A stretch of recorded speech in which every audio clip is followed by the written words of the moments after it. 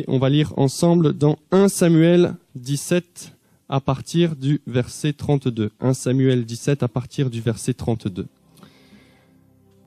Et avant de lire, nous allons remettre ces temps. Seigneur Dieu, nous voulons te bénir, Papa.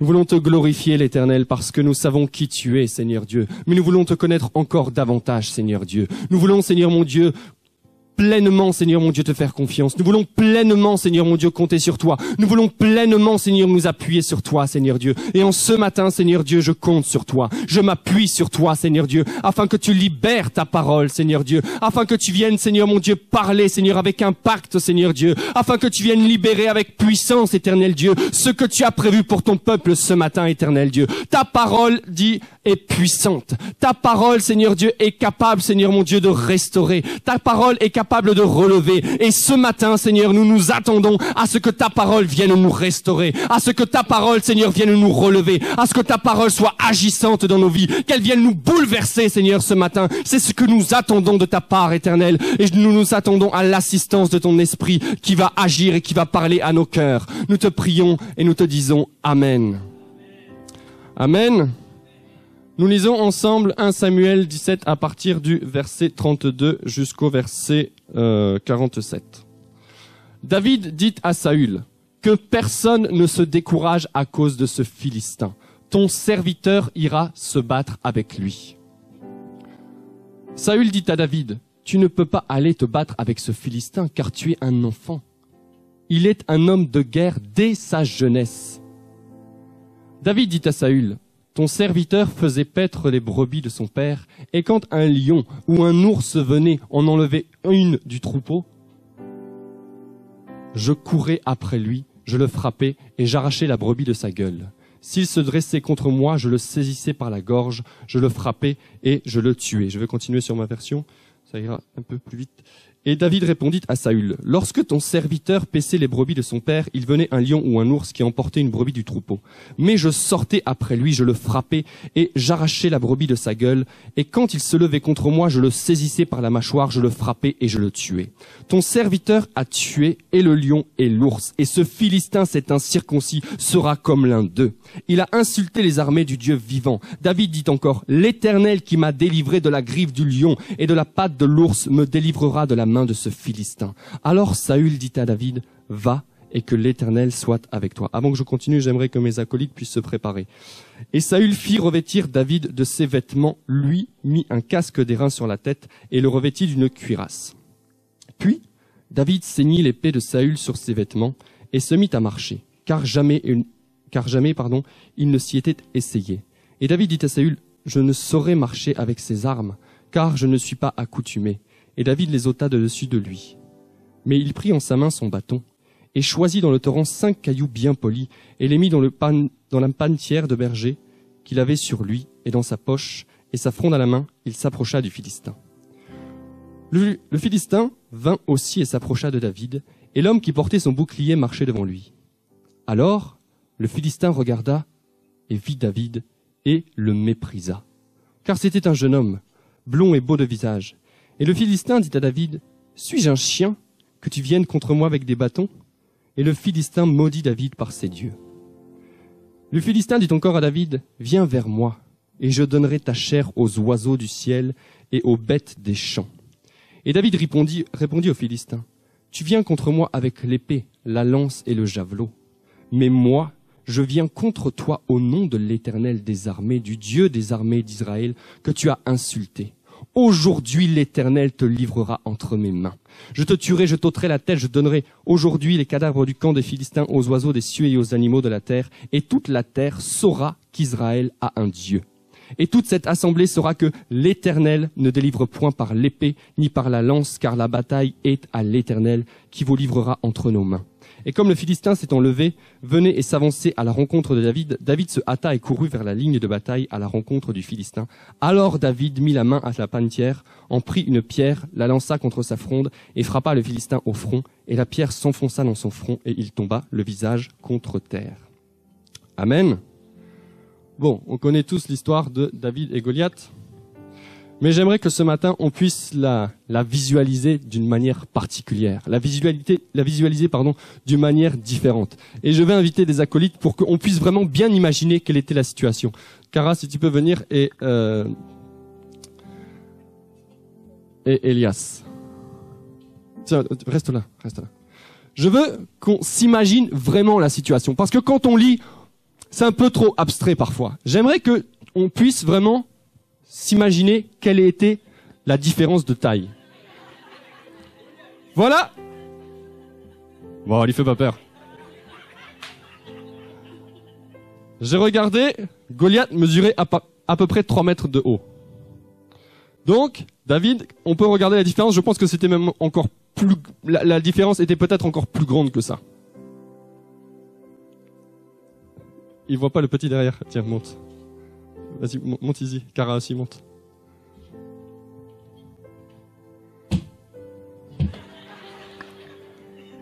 On a donc le Goliath. Le Goliath mesure 3 mètres de haut. Le Goliath, il est formé, nous dit la parole, à la guerre. Le Goliath, tout ce qu'il veut, lui, il est formé pour détruire, il est formé pour tuer, il est formé pour boire du sang, quoi. Il est là vraiment formé pour détruire. Et fais la tête qui veut détruire. Et le David, lui, on voit la différence de taille. Il est plus gringalé. Il connaît la guerre, mais il n'est pas formé à la guerre comme avait pu être formé le grand gaillard de Goliath. Il y a 2 manières de voir les choses.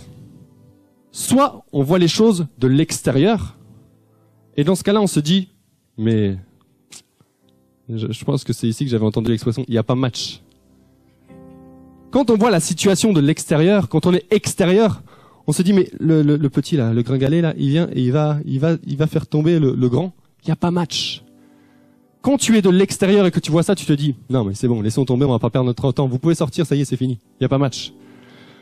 Je t'invite à regarder la situation maintenant dans la tête de ce qui se passe dans la tête de David. Et dans la tête de David, là, c'est différent. Dans la tête de David, là, il n'y a pas de débat. Parce que, pour David, il n'y a pas de débat. Il n'y a pas de plan B. David était tellement convaincu que Dieu était à ses côtés. Il était tellement convaincu du fait que Dieu était avec lui que quelle que soit la hauteur de Goliath, quelle que soit la montagne de Goliath, il n'y avait pas de débat pour lui. Il y avait débat pour les autres. Il y avait débat pour celles et ceux qui regardaient de l'extérieur. Mais dans la tête de David, il n'y avait pas de débat. Aucun débat possible. Il n'y avait pas de plan B. Il n'avait pas prévu de plan B. David ne craignait pas. Vous pouvez vous rasseoir, c'est bon. Je voulais juste que ce soit imagé. Il n'y avait pas de débat pour David. Pour David, tout était clair. David dit à Saül, moi, je vais y aller. Moi, je vais y aller. Et pour lui, c'était une certitude. Quelle était la différence entre David et Goliath? La différence, c'est que David était de l'armée de Dieu. Premier point. Mais j'aimerais vous dire, et qu'on aille juste un petit peu tout en haut, au verset 24, nous sommes l'armée de Dieu. Amen. Est-ce que tu es de l'armée de Dieu? Oui, moi je suis de l'armée de Dieu. Mais on peut voir un peu plus haut que dans l'armée de Dieu, les gens tremblaient. Et il y a encore une différence. Il y a donc la vision extérieure, ok, où là on dit il n'y a pas match. Il y a la vision dans l'armée de Dieu, où là même des enfants de Dieu ont peur de ce Goliath. Et il y a la vision qui est encore différente dans la tête de David, où là il n'y a pas de débat. Parce que tu peux faire partie de l'armée de Dieu, parce que tu peux être enfant de Dieu, parce que tu peux croire à Dieu. Et comme l'ensemble des guerriers qui étaient présents, quand ils voyaient Goliath, ils avaient peur. Ils avaient peur de la taille, ils avaient peur de ses menaces, ils avaient peur de ce qu'il pouvait dégager, ils avaient peur de sa grandeur, de sa hauteur, de sa force, de tout ce qu'il pouvait dire. Ils avaient peur de cela. Mon frère, ma sœur, en tant qu'enfant de Dieu, je ne veux pas que tu fasses partie de ce camp qui a peur, mais je veux que tu fasses partie du camp de David, qui dans sa tête, il se dise, lui, il n'y a pas de débat.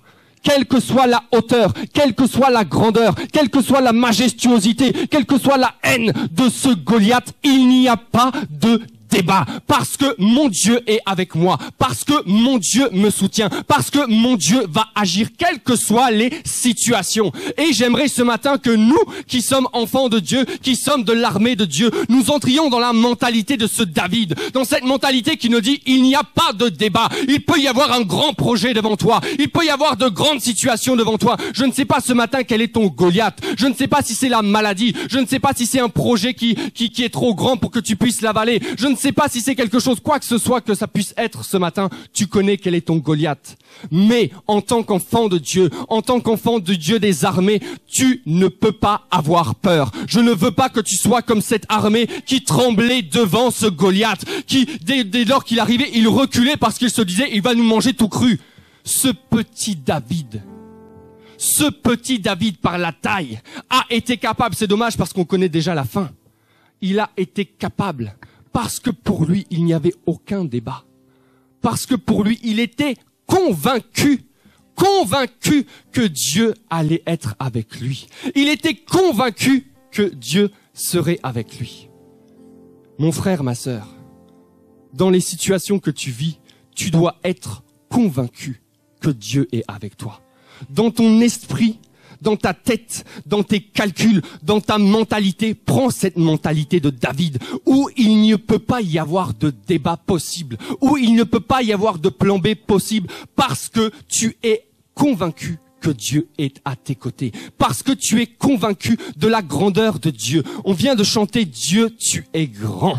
Dieu, tu es grand. Mais si Dieu est grand, Dieu est capable d'agir. Si Dieu est grand, Dieu est capable de faire tout ce qu'il est possible. Tout. C'est pour ça que je disais tout à l'heure, mais peut-être que dans ma tête, il est grand comme ça. Peut-être que dans ta tête, il est grand comme ça. Peut-être que dans une autre tête, il est grand comme ça.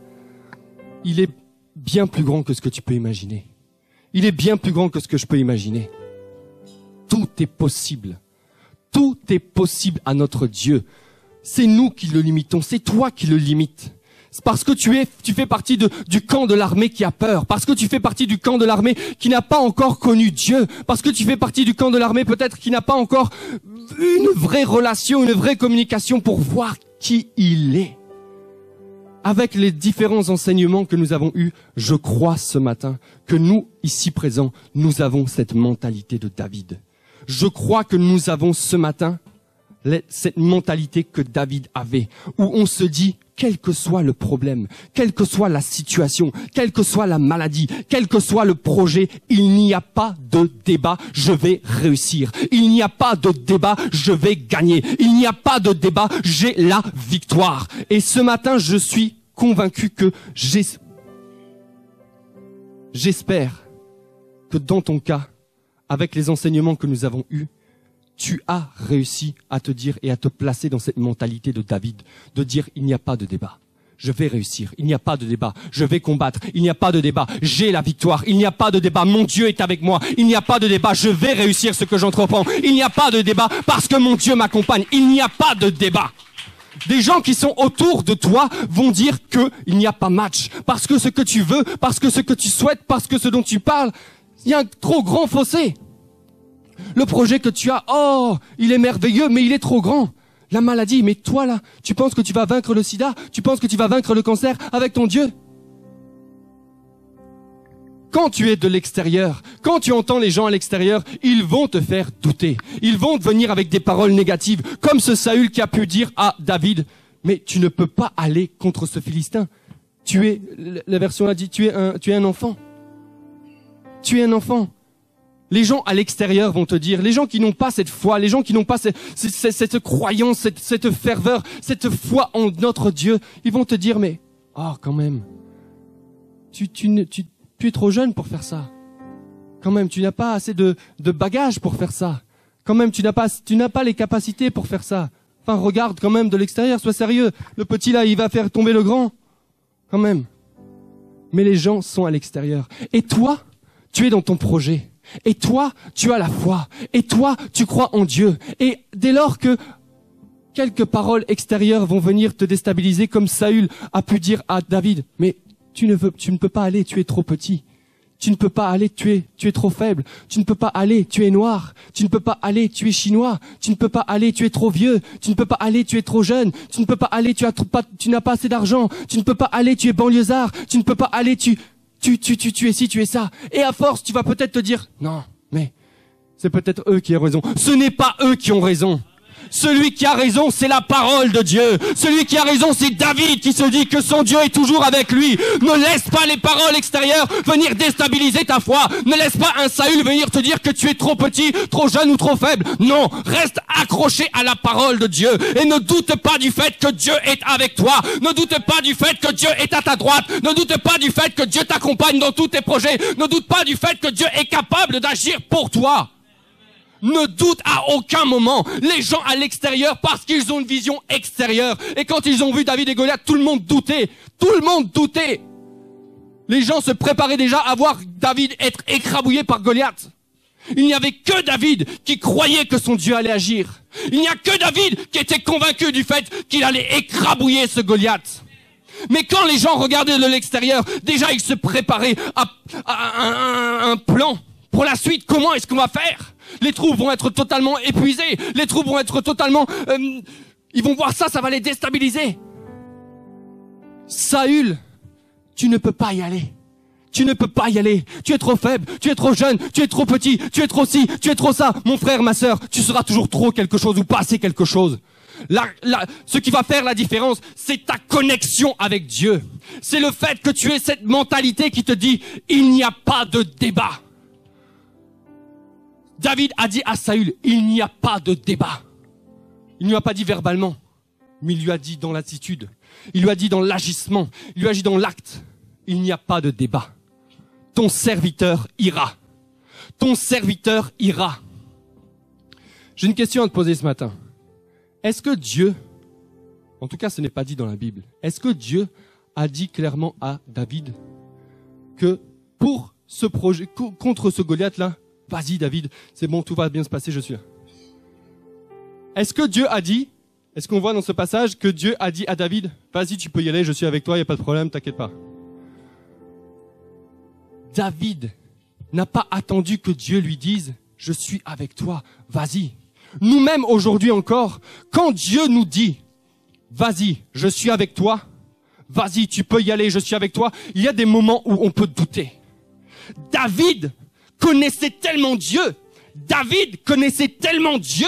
Il avait tellement cette relation avec Dieu qu'il n'a pas attendu que Dieu lui dise, vas-y contre eux. Il savait déjà que son Dieu illimité serait avec lui.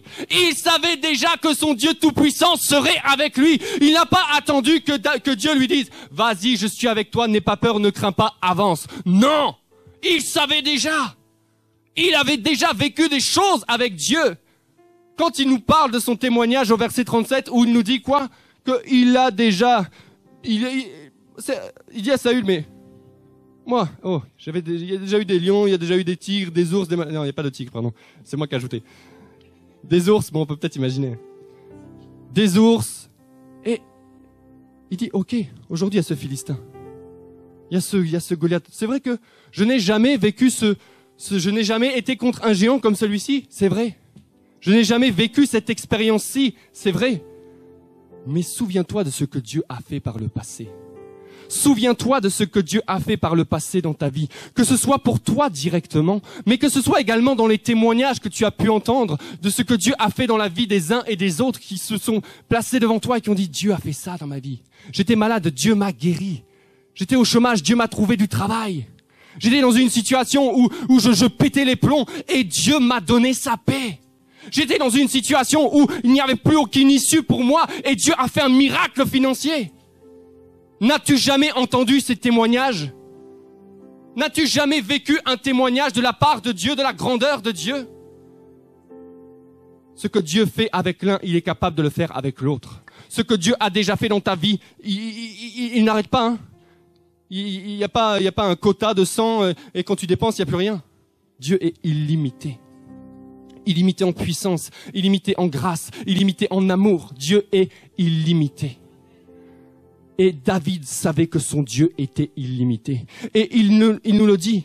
Il le dit à Saül. Saül lui dit, tu es trop petit, tu es trop jeune pour faire ça, n'y va pas. Il dit, mais écoute, je connais mon Dieu. Quand j'étais en train de paître les brebis, il y avait les ours, il y avait les lions qui venaient les manger. J'allais déjà. J'allais ouvrir la gueule du lion, ouvrir la gueule de l'ours pour reprendre la brebis. Il en sera de même de ce Philistin. Lisons le verset 37.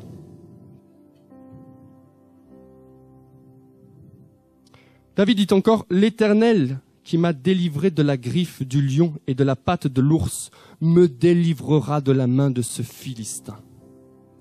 L'Éternel qui t'a déjà délivré d'un tel sujet, l'Éternel qui t'a déjà sorti de telles situations, l'Éternel qui t'a déjà sorti des problèmes financiers, l'Éternel qui t'a déjà guéri, l'Éternel sera également capable de te sortir de la main de ce Goliath. L'Éternel sera également capable de te sortir de la main de ce Goliath qui te fait peur aujourd'hui, de ce Goliath qui est devant toi aujourd'hui, de ce Goliath qui est grand devant toi aujourd'hui. L'Éternel sera également capable de te sortir, de te délivrer de ce Goliath.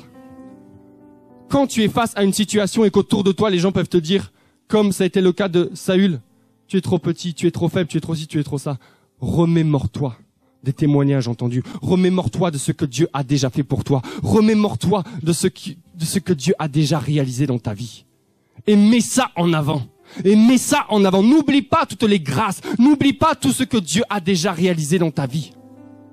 Saül n'avait pas compris. Saül n'avait pas compris. Je pense que, comme je le disais tout à l'heure, seul David savait et connaissait l'issue de cette bataille. Dieu également. Mais dans cette assemblée-là, l'armée avait peur. L'autre armée était galvanisée parce qu'ils ont déjà vu leur Goliath là, briser tant et tant de soldats. Donc, pour eux, il n'y avait pas match. C'était réglé. Mais pour David, lui était convaincu de l'issue. Et lui seul était convaincu de l'issue parce que il avait une pleine et totale confiance dans l'Éternel. Une pleine et totale confiance dans l'Éternel. Il savait que Dieu ne l'abandonnerait pas. Il savait que Dieu serait capable d'agir au travers de lui. Il savait que Dieu ferait la chose. Mon frère, ma sœur, ce matin, je suis venu te dire, petit, tu peux être comme ce David. Petit, tu peux être comme ce David. Mais Dieu sera capable de dégager ce Goliath de devant toi. Tu n'es pas trop petit, tu n'es pas trop faible, tu n'es pas trop ci, tu n'es pas trop ça, parce que tu n'agis pas seul. Si tu agis seul, oui, tu es trop petit. Si tu ne comptes que sur toi-même, alors tu auras tes faiblesses que tu connais. Mais si tu agis en mettant l'Éternel devant, alors là, ça change les choses. Si tu mets l'Éternel devant tes projets, alors là, ça change les choses. Comme le verset de ce matin, qui nous dit, si vous demandez, ou alors plutôt dans le psaume 37 de la semaine dernière, 37,5, recommande ton sort à l'Éternel, mets en lui ta confiance et il agira. N'est-ce pas ce que David a accompli? N'est-ce pas ce que David a fait? Recommande ton sort à l'Éternel. David n'allait pas tout seul devant Goliath. Il ne comptait pas sur sa propre force. Il ne comptait pas sur ses propres compétences. Mais il savait que l'Éternel était avec lui. Il savait que l'Éternel l'accompagnait. Mets en lui ta confiance. Recommande ton sort à l'Éternel. Seigneur, voilà la situation dans laquelle je suis. Je n'avance pas, Seigneur Dieu, avec mes propres forces. Je sais que tu vas agir. Mets en lui ta confiance. Comme David a mis en lui sa confiance. Et qu'est-ce qui se passera? Dieu agira certainement. Dieu agira assurément. Non. Vous n'êtes pas convaincus. Non. Je vois vos visages, vous n'êtes pas convaincus. Je vois vos visages, vous n'êtes pas convaincus. Ce n'est pas vos applaudissements qui vont me convaincre, moi. David avait une pleine confiance en Dieu. Ton Dieu, mon frère, ton Dieu, ma sœur, est grand. Je ne suis pas venu faire du spectacle. Je suis venu pour que tu puisses réaliser quelle a été cette bataille entre David et Goliath. Et j'aimerais que tu ne puisses pas être de ce camp extérieur qui te dit « Mais de toute façon, il n'y a pas de match entre ces deux-là. C'est même pas la peine que je reste. Quand j'ai cette situation devant mes yeux, ce n'est pas la peine que je perde mon temps parce que je sais que je n'y arriverai pas, parce que je sais que si, parce que je sais que ça. Mon frère, ma sœur, ce matin, je suis venu te faire changer de mentalité. Je suis venu te dire « Change de mentalité. Ne sois pas extérieur à te dire que non, je ne suis pas possible. Non, je ne suis pas capable. Non, ce ne sera pas possible parce que le projet devant moi est trop grand. Tu ne sais même pas, Arnaud, ce qui se passe dans ma vie. Tu ne sais même pas, Arnaud, ce que je traverse. Tu ne sais même pas, Arnaud, ce que je galère dans ma vie. Non, je ne sais pas. Mais Dieu sait, et Dieu est capable, et Dieu est capable, et Dieu est capable. Mais ce Dieu est capable si toi tu lui laisses la place. Dieu est capable si toi tu lui donnes toute ta confiance. Arrête de t'épuiser devant tes problèmes. Arrête d'honorer tes problèmes. Mais mets cela devant Dieu afin que Dieu puisse agir. Ne reste pas devant tes problèmes à t'attendre que Dieu fasse les choses. Tu dois toi-même agir. Mais aie toute ta confiance en Dieu. David n'est pas allé tout seul devant Goliath.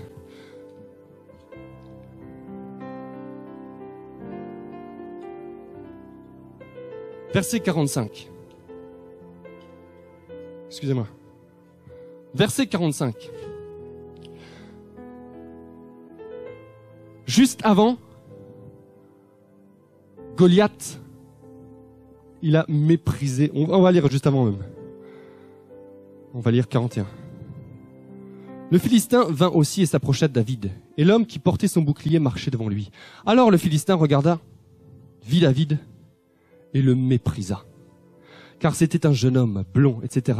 Et le Philistin dit à David, suis-je un chien que tu viennes contre moi avec tes bâtons? Et le Philistin maudit David par ses dieux. Le Philistin dit encore à David, viens vers moi.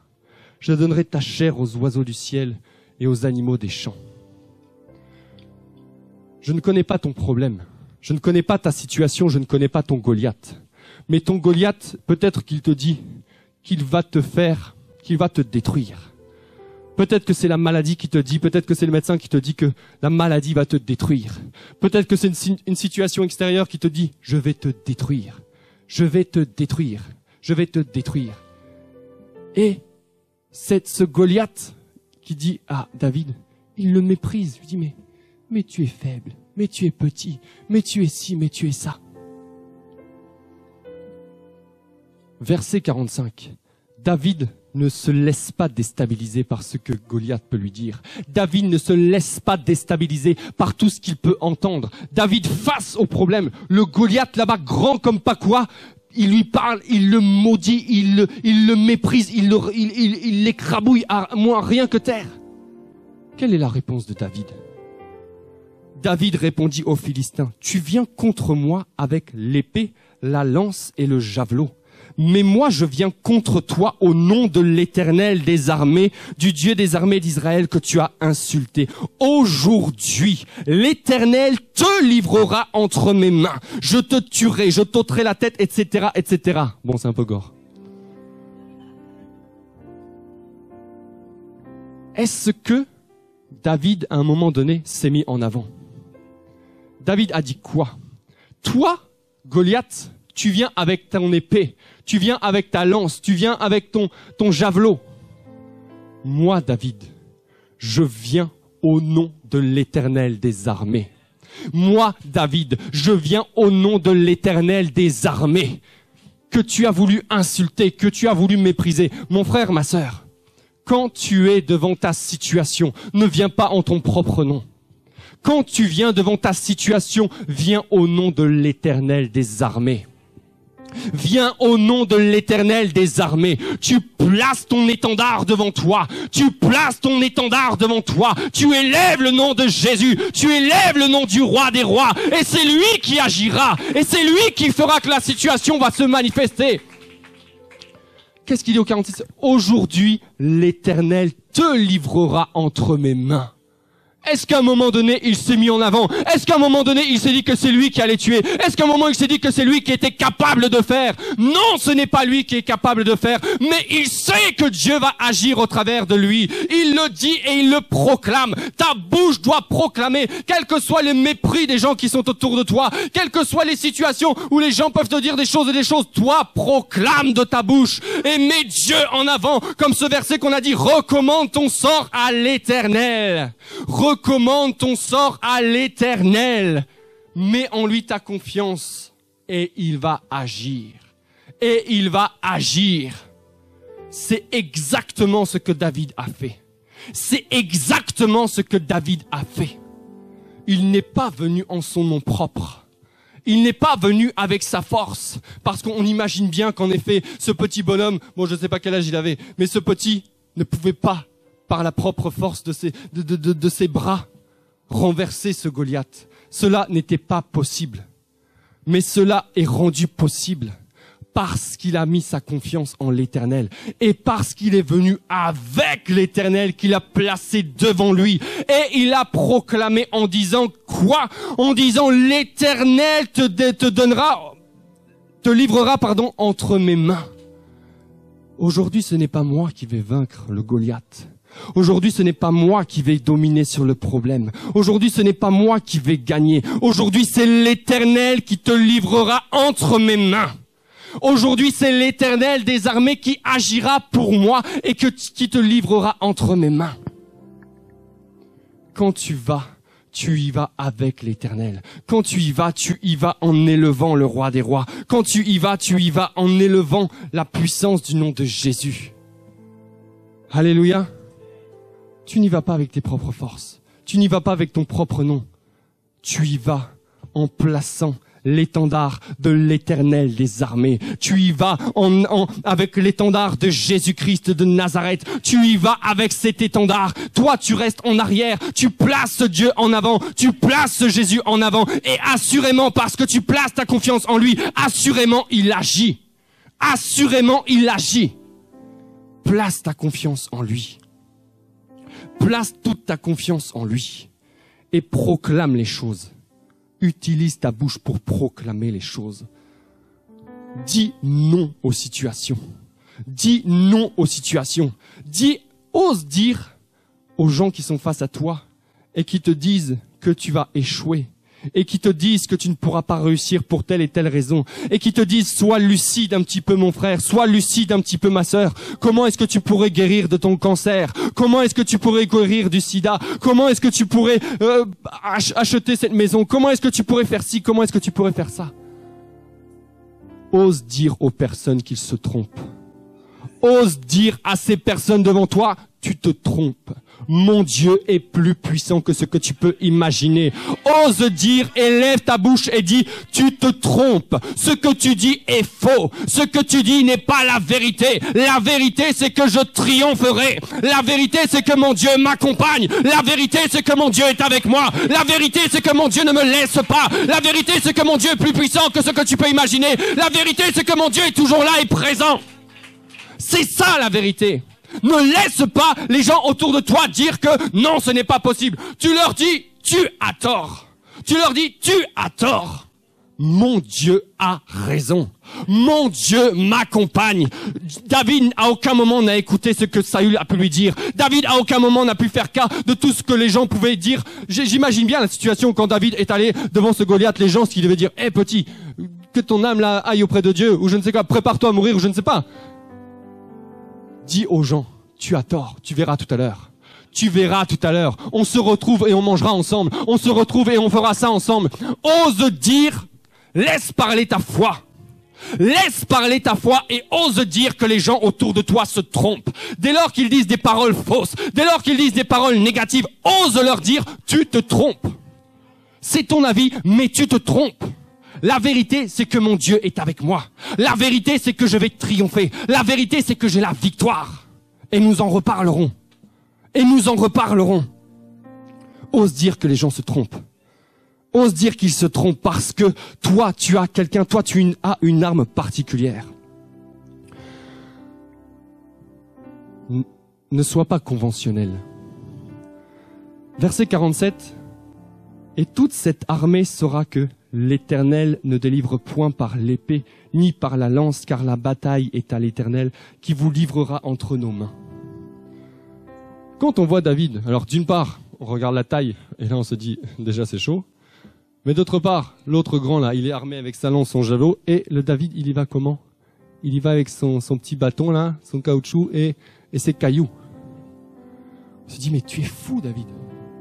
Tu es fou. Tu quoi? Tu es suicidaire? Tu as envie d'en finir? Ne sois pas conventionnel. Ne crois pas ou ne t'imagine pas que pour entrer dans un miracle, pour entrer dans une bénédiction, il faut absolument avoir tel ou tel produit. Ne crois pas que Dieu utilise les conventions pour te bénir. Ne crois pas que Dieu utilise les armes pour détruire David. Dieu est capable d'utiliser ce qu'il veut. Dieu est capable d'utiliser ce qu'il désire. Tu veux un poste, tu veux faire des choses, tu veux atteindre un poste sur lequel il faut un bac plus 5. Ne sois pas conventionnel. C'est-à-dire, ne crois pas que il faudra absolument repasser par le bac plus 1, 2, 3, 4, 5, de manière à pouvoir ensuite entrer dans ce projet. Dieu est capable de te bénir d'une manière différente. Dieu est capable d'agir et Dieu agit avec des plans différents. Le monde verra que, 47, et toute cette assemblée saura que l'Éternel ne délivre point par l'épée ni par la lance, car la bataille est à l'Éternel. Pas besoin de javelot, pas besoin d'épée, pas besoin de ci, pas besoin de ça, pas besoin de 15 000 euros, pas besoin de 100 000 euros, pas besoin de bac plus 5, pas besoin de grosses voitures, pas besoin de 20%, pas besoin de ci, pas besoin de ça. Non! J'ai l'Éternel avec moi et j'ai mon bâton que je connais parfaitement. J'ai les dons et les talents que Dieu a mis en moi et que je développe. Alors Dieu sera capable d'utiliser ces dons et ces talents qu'il a mis en moi. Il sera capable d'utiliser qui il veut pour que je sois béni. Il sera capable d'utiliser quoi qu'il veuille pour me bénir. Pas besoin de lance, pas besoin de javelot.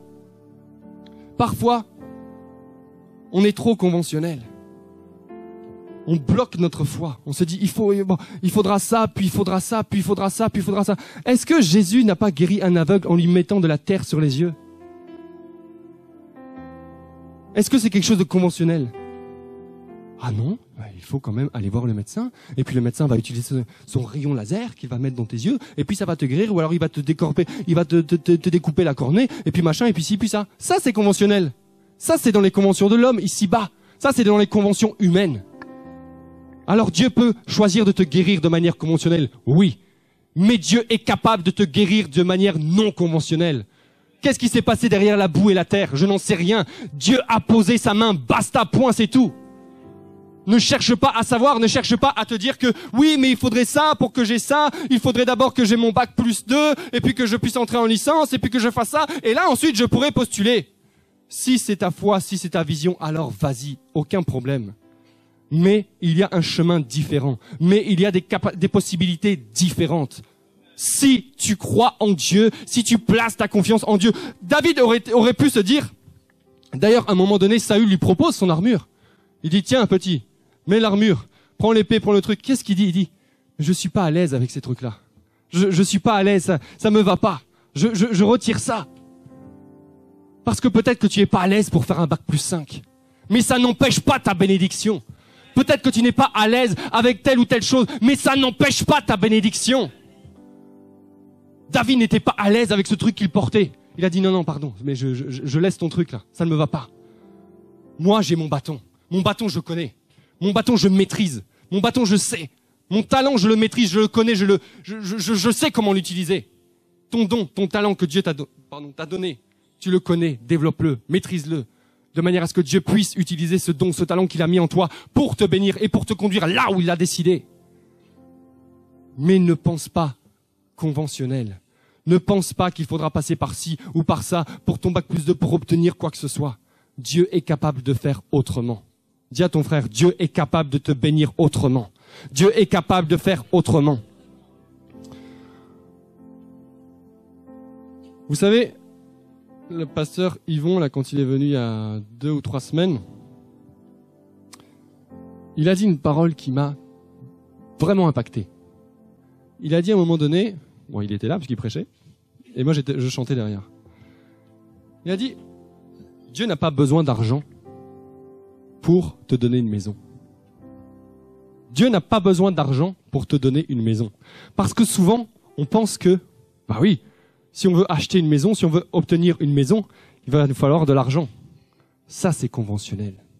Ça, c'est la convention pour que nous puissions avoir la maison. Il faut obtenir le prêt, évidemment. Et puis par ce prêt, par cet argent, etc., on va pouvoir acheter une maison. Je t'invite à voir au-delà. Dieu n'a pas besoin d'argent pour te donner une maison. Parce que Dieu agit d'une manière, d'une autre manière. Dieu agit tantôt d'une manière, tantôt d'une autre. Il est illimité en tout. Il est illimité en puissance. Il est illimité en grâce. Il est illimité en amour. Il a une intelligence qui dépasse bien au-delà notre intelligence réunie. Il est capable de te sortir un plan, de faire un tac, tac, tac, tac pour que tu puisses obtenir une maison. Il est capable de faire tout pour que tu puisses obtenir ce que tu désires. Nous, on pense, oui, la convention dit que il faut d'abord passer par là, et puis par là, et puis par là, et puis on va obtenir la bénédiction. Oui, c'est vrai, si tu utilises ce cheminement, tu vas obtenir ta bénédiction. Mais Dieu peut te faire passer par d'autres chemins, et je voudrais que tes yeux s'ouvrent ce matin sur ces autres chemins, et que ta tête, que ta mentalité soit toujours fichée en te disant, oui, mon Dieu est avec moi, comment est-ce qu'il va faire? Je n'en sais rien. Je ne sais pas comment il va agir, mais je lui fais confiance. Je lui fais confiance. Pour celles et ceux peut-être qui ne savent pas, je dois racheter une entreprise très bientôt. Et comment Dieu a fait les choses? C'est quelque chose que j'avais potentiellement imaginé par le passé. Et Dieu me présente ça. Sincèrement, j'ai pas calculé en disant comment je vais faire. Si Dieu me présente ce projet, aujourd'hui encore, d'ailleurs, dans quelques mois, il va falloir que racheter des parts dans la société.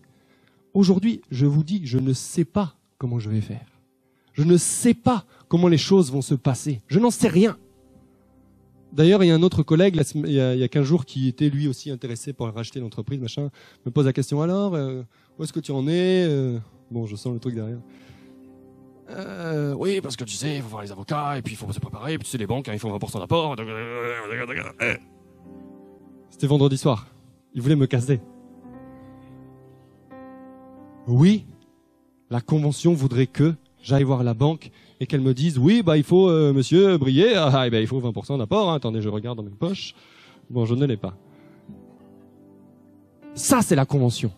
Je ne sais pas comment les choses vont se passer, mais j'ai une certitude, c'est que mon Dieu est en train de faire quelque chose. Mais j'ai une certitude, c'est que mon Dieu, quand il ouvre une porte, personne ne peut la fermer. J'ai une certitude, c'est que quand Dieu ouvre un projet, Dieu fait en sorte que le projet s'accomplisse. Comment les choses vont se faire, ce n'est pas mon problème. Dieu m'a mis là, Dieu va faire. Dieu m'a mis là, Dieu va faire le reste. Et si Dieu t'a fait une promesse, ne te demande pas comment Dieu va réaliser la promesse. Ce n'est pas ton problème, c'est le problème de Dieu qui lui-même t'a fait la promesse. Si Dieu t'a fait des promesses dans la parole, il t'a dit qu'il va te guérir. Ne te pose pas la question de savoir comment est-ce qu'il va te guérir. Ce n'est pas ton problème. Le cheminement, c'est le problème de Dieu. Le résultat, c'est ton problème. Parce que toi, tu dois avoir cette foi pour faire en sorte que, oui, je vais réussir. Oui, je vais réussir. Et quand le pasteur Yvon, la semaine dernière, avait dit ça pour la maison, ça a fait bim dans ma tête. Et j'ai dit, je ne débourserai pas 1 euro pour acheter cette entreprise. Ça fait bang dans ma tête. Dieu sait ce qu'il fait. Dieu sait ce qu'il fait. Il connaît le résultat, lui. Il connaissait le résultat pour David et Goliath. Avant que le combat ne démarre, les gens autour ne connaissaient pas. Ils ne savaient pas comment ça allait se passer. Ils ne savaient pas le cheminement. Ils ne savaient pas comment ça allait se dérouler. Ils ne savaient pas comment ça allait se terminer. Dieu, lui, savait. David ne savait pas comment allait se passer. Il est allé avec sa foi et avec sa confiance en Dieu. Il a avancé en faisant confiance à Dieu et en disant, ok, moi j'y vais. Toi, Goliath, mais qui es-tu devant le Dieu des dieux? Qui es-tu devant l'Éternel des armées? Il a fait confiance à Dieu. Il est allé et il a laissé faire Dieu. Il a agi. Il a agi. Il a agi. Il a sorti son truc. Il aurait pu attendre en disant, bon Dieu, tu fais quand est-ce que tu foudroies là, le gars là? Non, il a agi avec ce qu'il avait, avec son bâton qu'il connaissait, avec la puissance avec tout ce qu'il pouvait connaître. Il a agi avec ses moyens et surtout avec sa foi, en s'attendant à Dieu. Mais il a agi. Il n'a pas attendu comme ça que Dieu fasse « Bon, Dieu, vas-y, parce que là, le gars s'excite quand même, bientôt ça va être chaud. » Non. Il a agi avec ses forces, avec sa connaissance, avec ce que Dieu avait déjà mis en lui, avec ses dons et ses talents. Il a agi avec cela. Il a sorti son truc et bang! Et le gars est tombé. Vous allez me dire, c'est un petit caillou qui a fait bing, qui a fait chuter. C'est la puissance que Dieu a mis derrière. C'est la puissance que Dieu a libérée dedans. C'est la puissance de Dieu qui s'est mise dans l'acte que David a lâché. David a lâché un acte et Dieu a décuplé la puissance dans l'acte. Agis. Ne doute pas, n'aie pas peur, ne crains pas ce que les gens peuvent te dire, mais reste toujours affermi, reste toujours à t'attendre à Dieu, et Dieu va agir, et Dieu va le faire, et agis avec ta force, avec tes talents. Ne prends pas façade de quelqu'un d'autre, ne prends pas les habitudes de quelqu'un d'autre. David n'a pas porté l'armure de Saül pour faire style, oui, j'ai l'armure du roi. Non, ils s'en foutaient de ça. Il avait ses dons, il avait ses talents, et il avait sa foi en Dieu. Et il savait que dans l'acte qu'il allait accomplir, la puissance de Dieu serait derrière. Agis, mon frère. Agis, ma sœur. Ne doute pas. Attends-toi à Dieu. À tout moment, attends-toi à Dieu. Et il agira. À quoi ça sert d'apprendre des promesses par cœur si on n'est pas capable de s'attendre à ça? Ça ne sert à rien. Si tu apprends des trucs pour les caser dans une case de ton cerveau et les réutiliser dans 2 ans pour réciter parce qu'on te demandera de réciter, ça ne sert à rien. N'apprends même pas. Ce qui va avoir un impact dans ta vie, c'est la promesse que tu vas apprendre, cette promesse que tu vas connaître, cette promesse que tu vas mettre à exécution dans ta vie. Recommande ton sort à l'Éternel. Place en lui toute ta confiance et il agira. Et il agira. J'aimerais que tu te lèves ce matin. Tu vas prier. Nous allons prier ensemble ce matin, mais prie avec ferveur, prie avec toute ta vigueur, place ta confiance en l'Éternel. Je ne sais pas quel est ton Goliath ce matin. Je ne sais pas quel est ton Goliath ce matin, mais toi tu connais ton Goliath. Ne fais pas l'autruche en te disant j'ai pas de Goliath. Il y a forcément une situation, quelque chose qui est difficile devant toi. Mais rien n'est difficile devant Dieu. Aussi grand soit ton Goliath, la puissance de Dieu est capable d'agir. La puissance de Dieu est capable de se libérer. Mon frère, ma sœur, ce n'est pas moi qui vais entrer en action. C'est toi qui pries.